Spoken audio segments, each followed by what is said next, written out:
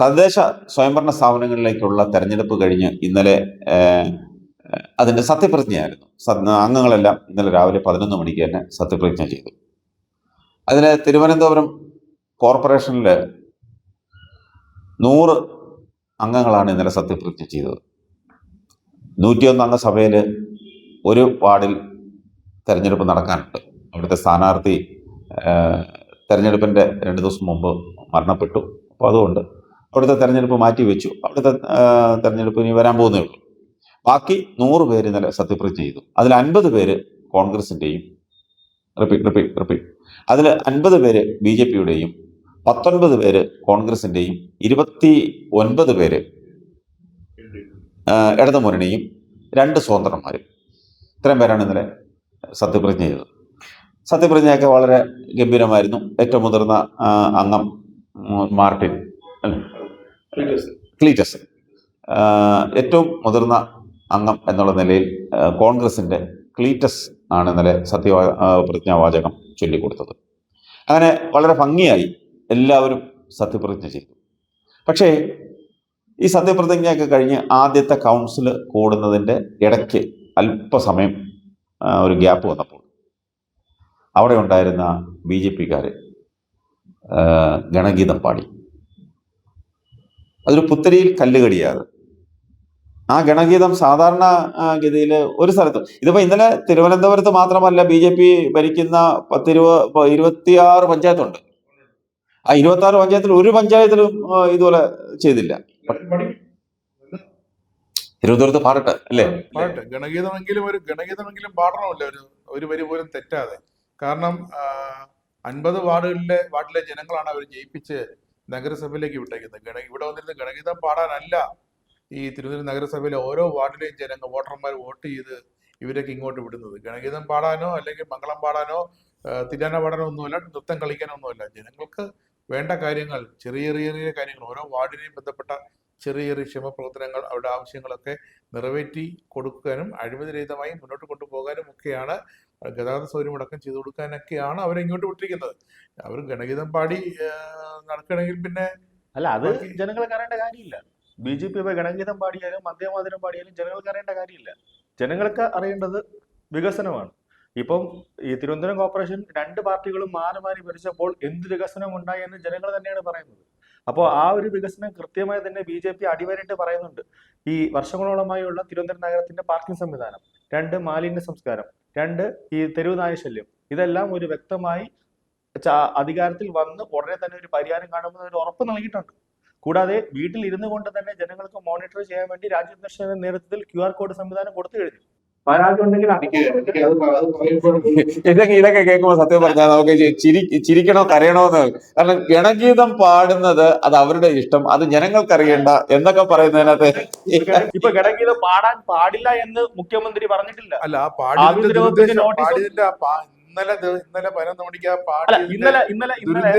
ഇന്നലെ കൗൺസിലിൽ LDF രാജീവ് ചന്ദ്രശേഖരോട് ഉണ്ടായിരുന്നു BJP അധ്യക്ഷൻ. അദ്ദേഹം എഴുന്നേറ്റ് നിന്ന് ഗണഗീതം പാടുക എന്നൊക്കെ മനസ്സിലാക്കാം. അദ്ദേഹം ഗണഗീതം പാടുകയാണ്, അദ്ദേഹം തന്നെ അണികളെ പ്രബുദ്ധരാക്കാൻ വേണ്ടിയിട്ട് ഉണ്ട്. അതെ, ജാവേദ് അക്തർ ചിലപ്പോൾ ഇത്രയൊരു മണ്ടത്തരം കാണിക്കില്ല. അതാ ഞാൻ പറഞ്ഞത്. അല്ല, വർഗീയ വിദ്വേഷമോ അല്ലെങ്കിൽ അത് മതസ്വാതന്ത്ര്യമുണ്ട്. ആ പാട്ടിന്റെ അർത്ഥം തന്നെ ഉണ്ട്. അതിപ്പോ ഇന്ത്യൻ പട്ടാളക്കാർ തന്നെ യുദ്ധത്തിന് പോകുമ്പോൾ ഭാരതാംബയെ പൂജിച്ചിട്ടാണ് അവര് പോകുന്നത്. ആ ഒരു യുദ്ധമല്ല, ഇതൊരു യുദ്ധമാണ്. കാരണം ഇത്രയും വർഷം കേരളം ഈ തിരുവനന്തപുരത്തെ തകർത്ത് തരിപ്പണമാക്കി അതിന് പുനർനിർമ്മിക്കണം.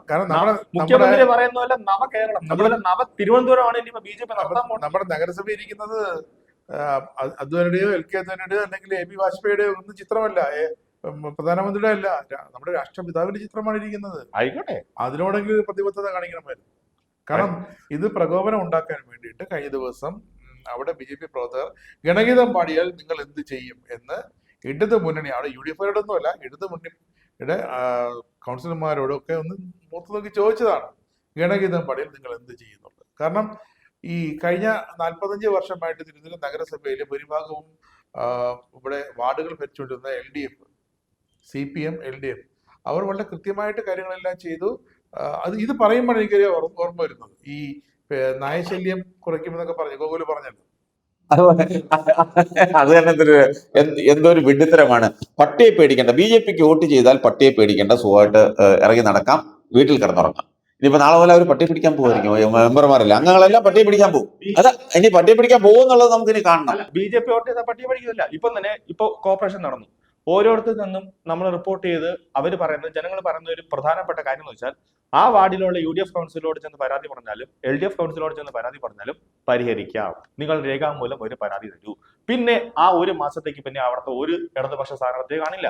ഡ്രെയിനേജ് സംവിധാനമില്ല, പൊട്ടി ഒഴുകുന്നുണ്ട്, വെള്ളം കിട്ടിയിട്ട് കുറെ ദിവസങ്ങളായി. ഇതെല്ലാം പരാതി പറയുമ്പോഴും പരിഹരിക്കാം. അപ്പൊ ജനങ്ങളോട് അവർ പറയുന്ന വെച്ചാൽ BJP വരുമ്പോഴെങ്കിലും ഒരു മാറ്റം ഉണ്ടാകും എന്ന പ്രതീക്ഷ. ഈ ജലദൗർലഭ്യമുള്ള നമ്മുടെ പൂജപ്പുര, മുടമ്പുഴ അടക്കമുള്ള നഗരത്തിലെ ഏറ്റവും ഉയർന്ന പ്രദേശങ്ങളാണ് ഈ പറയുന്ന ഇപ്പൊ ഇടതുപക്ഷ കൗൺസിലിന്റെ ഭാര്യയോ അല്ലെങ്കിൽ ഏതെങ്കിലും മക്കളെയാണ് പട്ടി കടിച്ചതെങ്കിൽ കാണാൻ വരുന്നു. ഇപ്പൊ ജനങ്ങളായത് കൊണ്ട് മാത്രമാണ്. ജനങ്ങളല്ലേ, ഇനി അടുത്ത 5 വർഷത്തെ തെരഞ്ഞെടുപ്പ് നോക്കിയാൽ മതി.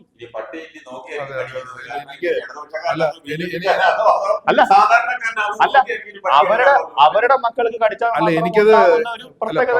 പട്ടിക്ക് കൗൺസിലർ എന്ന മക്കളൊന്നുമില്ല, ഇനി അറിയാം പട്ടി എത്ര കൗൺസിലർമാരെ കടിക്കുമെന്നൊക്കെ. എനിക്കത് ഇത് കേൾക്കുമ്പോൾ എനിക്ക് തോന്നുന്നൊരു കാര്യം നടന്ന സംഭവമാണ്. കഴിഞ്ഞ 5 വർഷം മുമ്പ് തിരുവനന്തപുരം നഗരസഭയിലെ കുന്നുകുഴി വാർഡിലെ കൗൺസിലറായിരുന്നു, ഹെൽത്ത് സ്റ്റാൻഡിംഗ് കമ്മിറ്റി ചെയർമാനായിരുന്നു ബിനു ഐ പി. ഈ ബിനു ഐ പി നേരിട്ടൊരു വലയുമായി പട്ടികളെ പിടിക്കാൻ ഇറങ്ങി ഉദ്യോഗസ്ഥർക്ക് മാതൃക കാണിക്കുകയായിരുന്നു. ബിനു ഐ പി പട്ടിയെ പിടിക്കാനും പഠിച്ചു എന്നാണ് അന്ന് മനസ്സിലായത്. കാരണം ആ കൗൺസിലർ ഇറങ്ങി നിന്ന് തെരുവ് നായ്ക്കളെ പിടിച്ച് ഇവരെ ഏൽപ്പിക്കുന്നത്. കാരണം ഇവരെ കയ്യിൽ നിൽക്കാത്തത് കൊണ്ട് വലയിട്ട് പിടിച്ച് മറ്റേ ജീവനക്കാരെ ഏൽപ്പിച്ച് എണ്ണി. അപ്പോൾ ആ കൗൺസിലർക്ക് സ്വന്തം കുന്നുകുഴി വാർഡിൽ മാത്രമല്ല നഗരത്തിലെ പേപ്പട്ടി ശല്യവും തെരുവ് നായ ശല്യവുമുള്ള പ്രദേശങ്ങളിലൊക്കെ വാഹനവുമായി ചെന്നിട്ട് അവിടുത്തെ ആ ഹെൽത്ത് സ്റ്റാൻഡിംഗ് കമ്മിറ്റി ചെയർമാൻ നിലയിൽ ബിനു ഐ പി നേരിട്ട് മനസ്സിലാക്കുകയാണ്, ഓരോടത്തെയും ഇത്ര പട്ടികളെ വലയിലാക്കിയിട്ടുണ്ട്, അവരെ വന്ധീകരിച്ച് പുറത്തു വിടുക അല്ലെങ്കിൽ വേറെ കേന്ദ്രത്തിൽ മാറ്റുകയാണെന്ന് ഉറപ്പ് കിട്ടും. പക്ഷെ അതേപോലെ എത്ര BJPയുടെ കൗൺസിലർമാർ ഇനി ഇറങ്ങും? പ്രത്യേകിച്ച് നമ്മുടെ ശാസ്തമംഗലം വാർഡ് എടുത്താൽ എന്നിട്ട് തോറ്റില്ലേ, ഒരു IPS ഏരിയയാണ്, അത് തോറ്റു, ബിനു ഐ പി തോറ്റു. അത് അവിടുത്തെ മനസ്സിലായി പട്ടിപ്പെടുത്തവരും ഷോ ആണ്. അതെ അപ്പൊ മനസ്സിലായേ. അല്ല, പട്ടികളെ പിടിച്ച് നമ്മുടെ ജനമാണ്. പണ്ടത്തെ പോലെ അല്ല, പണ്ട് കിറ്റ് കൊണ്ട് കൊടുത്ത് നമ്മുടെ ജനം പണ്ട് തിരുവനന്തപുരത്തെ പണ്ട് സദ്യ കഴിക്കുമായിരുന്നു മണ്ഡപത്തിലേക്ക്, കല്യാണ മണ്ഡപത്തിൽ പോയിട്ട്. ഇപ്പം കല്യാണത്തിന് ചെന്നിട്ട് നമ്മുടെ നാട്ടുകാർ വോട്ടർമാർ ചോദിക്കുന്നത് സദ്യയേ ഉള്ളൂ, വേറെ ഒന്നും ഇല്ലേ, ചിക്കനൊന്നും ഇല്ലേ എന്നാണ്. അവർ അൽഫാമും ഷവായിയും മറ്റേ അതുമൊക്കെ കുഴിമന്തിയും ഒക്കെ ദിവസേന 3 നേരം കഴിക്കുന്നൊരു കൾച്ചറിലേക്ക് മാറിക്കൊണ്ടിരിക്കുന്നു. അപ്പൊ നായശല്യം ഉണ്ടാകും, സ്വാഭാവികമാണ്. ഇത് കഴിച്ചാൽ ഒന്നുകിൽ അത് പ്രോപ്പറായി സംസ്കരിക്കണം. അതിനാണ് നഗരസഭ കിച്ചൺ ബിൻ, വേസ്റ്റ് ബിൻ ഒക്കെ കൊടുക്കുന്നത്. ഇതല്ലാതെ വലിച്ചെറിഞ്ഞ് എന്നാ നായ കഴിച്ചോളൂ, ഒരുപാട് പേരുണ്ട് നായകൾക്ക് ഇപ്പോഴും ആഹാരം കൊടുക്കും. നായകളെ മറ്റേ റോഡിൽ നിരത്തി ആഹാരം, വൈകുന്നേരങ്ങളിൽ ബിരിയാണി വരെ വെച്ച് കൊടുക്കുന്ന ഒരുപാട് ഈ സോക്കാൾഡ് സന്നദ്ധ സേവകരുണ്ട്. അവർ പറയുന്നത് ഞങ്ങൾ ചെയ്യുന്ന സന്നദ്ധ സേവനമാണെന്നാണ്. ഹൈക്കോടതി പറഞ്ഞു അങ്ങനെ നായകളെ ഓപ്പണായിട്ട് പബ്ലിക്കായിട്ട് ഫീഡ് ചെയ്യുമെന്ന് പറഞ്ഞിട്ടുണ്ട്. ഇവിടെ BJPയുടെ വലിയ നേതാവാണ് മേനകാ ഗാന്ധി. ഇവിടെ ഒരു പട്ടിയെ പിടിക്കാൻ മേനകാ ഗാന്ധി സമ്മതിക്കുമോ? അന്നേരം വരും മേനകാ ഗാന്ധി ഇവിടെ പട്ടിയെ പിടിക്കുന്നതിനെതിരായിട്ട്. അപ്പൊ ഇവിടെ BJPക്കാർ തന്നെ ഇല്ലയോ യഥാർത്ഥത്തിൽ? മേനകാ ഗാന്ധി ആരാ? BJPയുടെ വലിയ തലതൊട്ട നേതാവാണ്. ഇപ്പൊ ഈ കൗൺസിലർ ചെയ്യുന്ന സംശയം, കൗൺസിലർ ഒരു നായശല്യം കൂടിയാൽ അവിടെ ഇപ്പൊ കൗൺസിലർ നിങ്ങളുടെ പറഞ്ഞ നിങ്ങളുടെ BJP കൗൺസിലർ എന്ത് ചെയ്യും? ഒരു ഉദാഹരണം, അവരത് പിടിച്ചുകൊണ്ട് ഇപ്പൊ ഒരു നായകൾ കൂടുന്നു. അപ്പൊ സുപ്രീം കോടതി തന്നെ പറഞ്ഞിട്ടുണ്ട്, ഇപ്പൊ തന്നെ ഇറക്കിയ ലേറ്റസ്റ്റ് ഉത്തരവിൽ പറഞ്ഞിട്ടുണ്ട്, നായകളെ പിടിച്ച് കൃത്യമായ ഒരു സ്ഥലത്ത് കൊണ്ട് നിർത്തി ഏറ്റവും കൂടുതൽ അപകടകരമായ നായകളാണെങ്കിൽ അതിനെ അവിടെ തന്നെ പാർപ്പിക്കുക, അല്ലെങ്കിൽ അതിനെ വന്ധീകരിച്ചിട്ട് പുറത്തേക്ക് വിടുക. ABC programme. അത് കൂടുതലായിട്ട് അപകടകരമാണെങ്കിൽ അതിനെ ഒരു ഷെൽട്ടറിലാക്കി. നമ്മുടെ പ്രശ്നം അതല്ലല്ലോ, നമ്മുടെ പ്രശ്നം ഗണഗീതം പാടിയത് ഒരുമാതിരി എന്താ പറയാ തിണ്ണമെടുക്ക് തൊട്ടിത്തരമാണ്. അത് ഇതൊരു RSS ശാഖയോ അല്ലെങ്കിൽ ഇതൊരു പിന്നെ BJPയുടെ കാര്യാലയം ഒന്നുമല്ല. ഇത് നഗരസഭ കാര്യാലയമാണ്, ഇത് കോർപ്പറേഷൻ കാര്യാലയമാണ്. ഇവിടെ ഹിന്ദുവുണ്ട്, ക്രിസ്ത്യാനിയുണ്ട്, മുസ്ലിമുണ്ട്, പിന്നെ നാനാജാതി മതസ്ഥരുണ്ട്. ഈ കൗൺസിലർമാരും നാനാജാതി മതസ്ഥരുണ്ട്, അവിടെ വന്ന ഉദ്യോഗസ്ഥര് നാനാജാതി മതസ്ഥരുണ്ട്. അപ്പൊ അവരുടെയൊക്കെ മുന്നിൽ വെറും തൊട്ടിത്തരം, അങ്ങനെ പറയാൻ പറ്റും, വെറും തെമ്മാടിത്തരം, അതാണ് ഇന്നലെ അവിടെ കാണിച്ചു കൂട്ടിയത്. അതൊരിക്കലും ഇന്ത്യ മഹാരാജ്യത്ത് ഇത് പാർലമെന്റിൽ കാണിക്കുന്നില്ലല്ലോ. നരേന്ദ്രമോദിയുടെ പ്രധാനമന്ത്രിയായിരിക്കുന്ന പാർലമെന്റിൽ ഈ തെമ്മാടിത്തരം കാണിക്കുമോ? പാർലമെന്റിനകത്ത് കയറി കാണിക്കുമോ? ഇത് പുറത്തുനിന്ന് ഗണഗീതം പഠിക്കൂ. നിങ്ങൾ ഗണഗീതമല്ല എന്തുവേണേലും പുറത്തുനിന്ന് പഠിക്കൂ. പക്ഷേ ഒരു നഗരസഭ കാര്യാലയത്തിനകത്ത് അവിടെ പാർലമെന്റിൽ എന്തുകൊണ്ടാണ് കളക്ടർ നടന്നില്ല? അവിടെ ഒരു ബഹളം ഉണ്ടാക്കിയില്ല. അവിടെ ഇന്നലെ എന്തെങ്കിലും പ്രശ്നം ഉണ്ടായാലും ബഹളം ഉണ്ടാക്കാനായിരുന്നു ഇവരെ കരുതി കൂട്ടിയുള്ള പ്ലാൻ.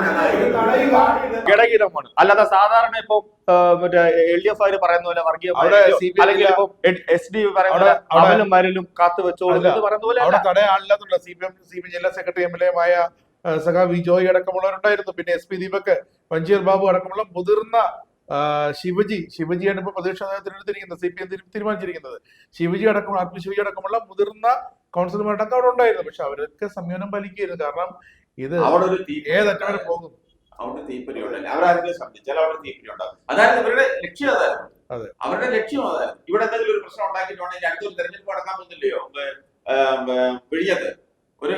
അപ്പൊ ഇവിടെ പ്രശ്നം ഉണ്ടെന്നൊക്കെ കാണിച്ച് അവിടെ വിഴിഞ്ഞത്ത് എങ്ങനെയെങ്കിലും കയറി പറ്റുക, ഭൂരിപക്ഷത്തിൽ പക്ഷെ ഇവർക്ക് അപ്പം ഈ ഒരു ഇഷ്യൂ ഉണ്ടാകുമ്പോ ഇവർക്ക് ഈ ഗണഗീതം ഒന്നും മനസ്സിലില്ല. തല്ലിക്കൊല്ലുന്നേ എന്ന വാക്ക് മാത്രമേ ഇവർ കാണിച്ചു വരുന്നുള്ളൂ. അത് മാത്രമേ ഇവർ ഉറച്ചു വിളിച്ചോണ്ട് പുറത്തേക്ക് അലറിപ്പാഞ്ഞ് തിരിച്ച് വന്ന രക്താക്ഷി മണ്ഡപത്തിൽ നിന്ന് തുടങ്ങിയ ആ പ്രകടനം തിരിച്ചങ്ങോട്ട് പോകും. അത് മാത്രമേ ഉള്ളൂ.